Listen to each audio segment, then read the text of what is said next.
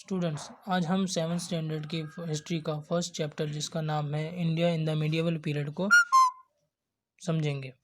इसमें हम पढ़ेंगे history of medieval India, literary and as well as archaeological sources of the period, emergence of new social and political groups, kingdom etcetera.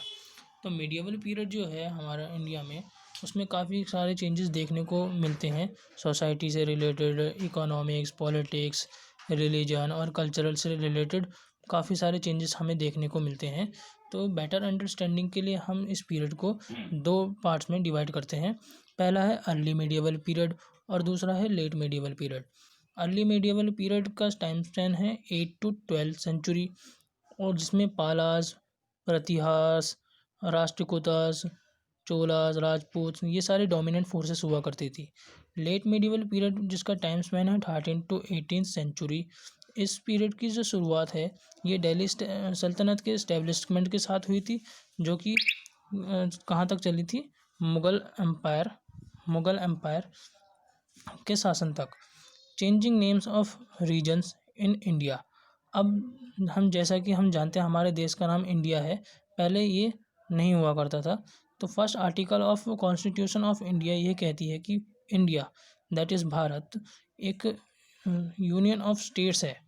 The Republic of India is called Bharat while Hindustan is mostly used in historical context में, historical context में हिंदुस्तान पढ़ा जाता था पहले। अब British India के दौरान हिंदुस्तान और इंडिया एक ही माने जाते थे।